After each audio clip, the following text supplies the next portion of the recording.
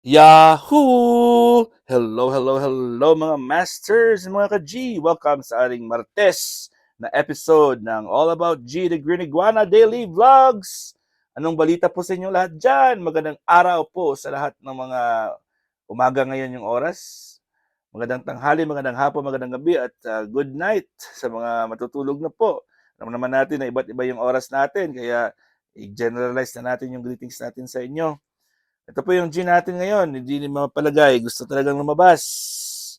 At ayun, ang gusto niya ay gumala-gala daw po siya sa labas ng kanyang hawla. Hindi pwede kasi pag lumabas siya, mas maraming gagawin ko. Alright, mga masters, ngayon po ay lalagay po tayo ng feeds ng food ni G natin. Ubos na po yung kanyang vegetables. So I guess it's time to refill. At ilagay muna natin sa tripod yung ating camera. Ayun, ang ating G ay aakyat na rin yan. Ayun na siya, oh. Aakyat na rin yan. May tubig ang kanyang swimming pool at mainit po yan. Mainit-init po yung tubig ng swimming pool ni G natin ngayon. So I hope na makita niya at doon siya magstay. Kasi sayang yung tubig. Pag malamig na, lalamig yan.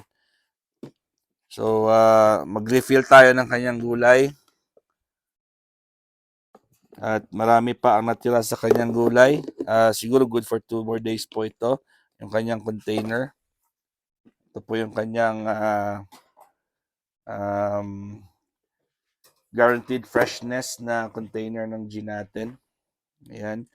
Good for 2 days pa ata ito eh. Marami pa yan. So hindi pa tayo bibili ng bago. At fresh na fresh pa, oh, guaranteed freshness talaga. Hindi siya dry, hindi siya anong tawag dyan, hindi pa siya sira yung pagkain niya. Alright, so lalagyan na natin ng ang kanyang bowl. Lagyan na natin yung bowl niya dito. At bigyan natin ng good amount of vegetables. Yan. Kasi kakain ng gin natin. Ayun. Siguro 2 days. Oh yeah, 2 days pa to. Good for 2 days pa. Yan ang gin natin. Naghahanap talaga ng paraan para lumabas. Wala naman siyang gagawin sa labas kasi babantayan naman ng daddy niyan. Ito po, guaranteed freshness. So, tingnan nyo Ayan, lumabas na po yung hangin. Vacuumized na po siya. Alright. So, yung berries po ni G, hindi po naubos, nasira. Hindi kaya ni G yung berries na stock. Hindi niya feel yung mga berries na araw-araw kumain. So, try nating bigyan po siya ng ibang mga prutas. Try po siya nating bigyan ng ibang prutas na pwedeng ihalo sa kanya. Sabi, ang iba, saging yung binibigay. Yung iba po ay papaya. Ayun yung mga iba't ibang mga prutas na pwedeng ibigay dyan. At syempre, tayo magsispray din po sa kanyang second at third floor niya. So, gamit natin yung bomba natin. Yung bomba, bomba natin.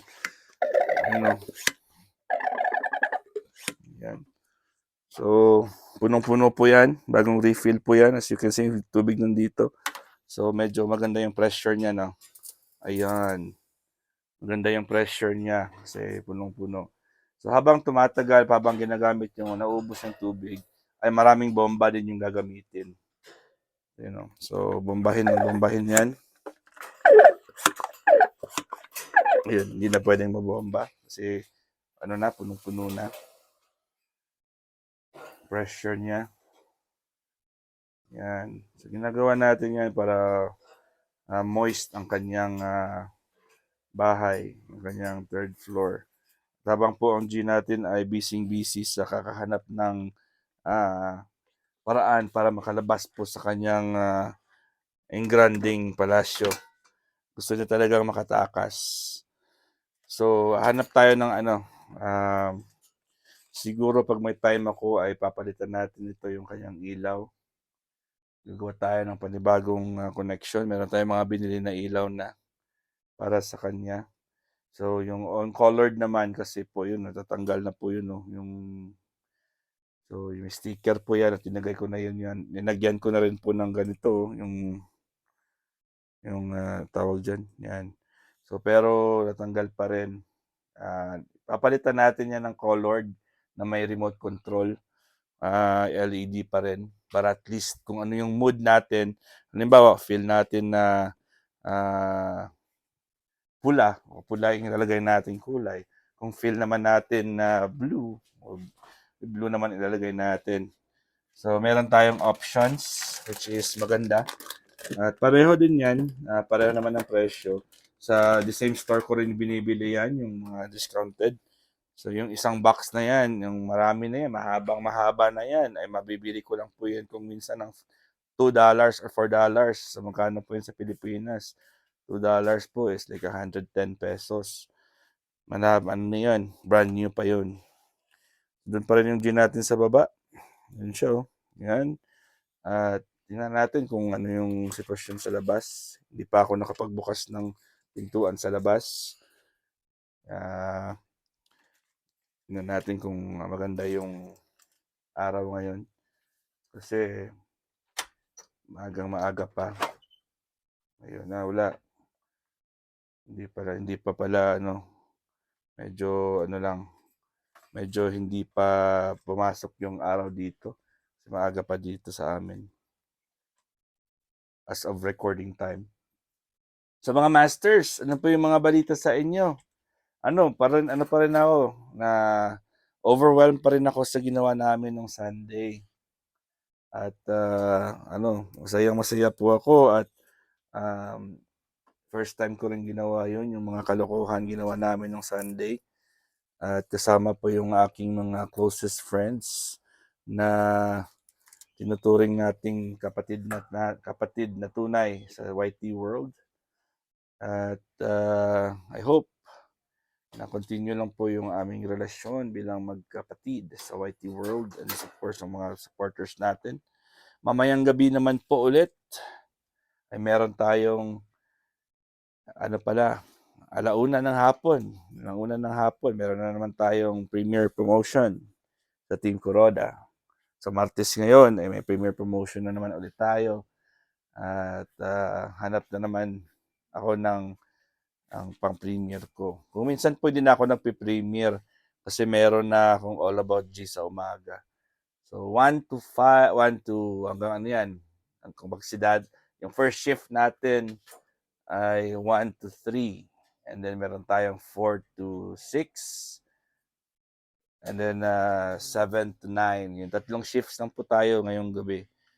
So, masaya yun. Dumarami na po tayo. Kaya, kung minsan po ay 4 na shifts po yan. At 30 minutes lang yung pagitan ng every host. Pero this time, pag Tuesday po, tatlong shifts lang po. Pag Thursday, 4 na shifts po yan. So, yun mga masters, ayun na po yung G natin. Nakakit na. Papunta na yan sa kanyang... naghahanap talaga siya ng chance kung paano siya makalabas. Yung G natin. Grabe talaga yung G natin. Discarded talaga yung G natin. Kunwari daw ay dila-dila lang yan. So, ayun ang ating mga events natin dito sa Team Kuroda, Team One Love, and every Team One Love naman natin is every Friday hanggang Premier Promotion Marathon. Ayun naman po ay almost 24 hours naman kasi dami-daming mga channels, dami-daming mga participants. Invited naman na kahit hindi po member ng Team One Love, invited din. Sa Team Kuroda po ay nag-umpisa na rin tayong mag-open ng slots para sa mga very supportive lang muna nating mga friends and mga super sister teams natin. Pag nakita natin silang supportive ay ini-invite na rin natin sila. Welcome sila po sa ating team. Siyempre team, isang pamilya naman tayo. Bigayan lang po, give and take lang po. So sa mga gustong mag-premiere din po sa Team Kuroda, yung ating alam niyo naman po yung premiere is very important kasi yun naman talaga ang main purpose po ng YouTube, di ba? if you kayo mga masters, kung ano kayo familiar po kayo sa platform ng YouTube, yan po ay videos. So, nagdo-download ng videos para ipakita. Showcase of videos po yan. So, yun talaga ang main na purpose ng YouTube. Kaya po ay hinikayat po natin ng lahat na mag-upload ng mga videos. And mag-upload ng videos ay okay na yan. Na automatic yung instant premiere, okay na okay yan. Pero mas maganda pag naka-premiere promotion. Kasi pag premiere promotions po, ay may set of people na talaga na antabay at makapag-support at makapag-comment, at maraming bago ang pupunta diyan. Kasi 'di ba, hindi mo naman talaga maiiwasan na merong bagong pumapasok, na bibigyan mo naman ng moderator or jacket. So meron po tayong tinatawag diyan na interaction. So magpapasalamat ka, magbababa sila ng kanilang mga links at ipapatamsakan mo. So you're giving more connections, or you're opening connections pala to different people, different channels. So isang ano yan, isang way yan, parang bridge tayo. And at the same time, ayun, ay natatamsak sila, binibilang din yan, bilang din yan sa analytics natin ang mga comments, bilang din yan, at saka doon ka rin makakapagpalipad, o di ba? Sa mga monetized na. So palipad is very important. Memberships is very important kasi doon tayo nakakapag income. Diba, mga masters, mga G? Tandaan po natin yan na uh, kahit na monetize, yung ang pinaka-greatest challenge po is kung monetize ka na. Kasi akala po ng iba, pag yun, mahirap talaga mag-monetize, mahirap. So dumaan talaga sila sa pinakamaliit na butas ng karayom, maraming taon, minsan umaabot na buwan, yung iba buwan, yung iba maraming taon talaga yung naukol nila para ma-monetize lang. Meron naman iba dyan, isang buwan lang, monetize na, 2 buwan lang. Siyempre, at tandaan po natin, pagkatapos po na monetize ka, what's next? Ano po yung next? So, hindi po yan katapusan na. Mag-uumpisa pa lang yung inyong creativity. Diyan na po mag-uumpisa yung creativity mo. Kasi meron ka ng monetize ka na, ang purpose ng monetization is magkaroon ka ng income. So, kung gusto mo talaga magkaroon ng income, ay gagawa ng mga videos. At hindi naman pwedeng bibili ka lang at bibili ng WH at ng views at ng bananas. Bibili ka ng bibili. Wala na. Yung real purpose na ng YouTube, or ang tawag dyan, ang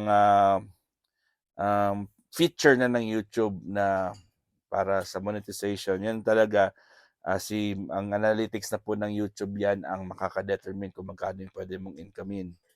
So, kailangan talaga may manonood sa'yo at meron talagang watch hours na legal or legit. Kasi pag nakita po yun ng system ng YT na konti lang yung videos mo at pero mataas yung WH mo kasi binibili, di ba? Hindi niya ibibigay sa'yo kasi hindi magmamatch yung analytics eh. So, kailangan talaga meron tayong organic na nanonood sa atin. Kaya po tayo ay merong mga activities like premiere promotion dahil po pagkatapos mong na-monetize na, ay kailangan mo talagang it's either mag-live stream ka or kung live streamer ka, mas maganda yan kasi meron kang oras, 1 oras o 2 oras dyan. Kung ano yung oras yung gusto mo, 3 oras, 4 na oras. Basta wag ka lang lumampas ng 6 hours kung kumakanta ka kasi hindi na yan ma-edit pag hindi na yan ma-mute pag dispute na po yan pag lumampas. Alright, mga masters and mga ka-G, hanggang dito lang po muna tayo. At syempre, maraming salamat sa inyong walang humpay na love and support sa ating Master Worm channel. Ating channel na Master Worm, and of course, ating G, the Green Iguana. Maraming salamat ulit. Kita-kits tayo ulit bukas. Ito yung poging-pogi nating si G ay gustong lumabas. Bye-bye mga masters. God is great. Yahoo!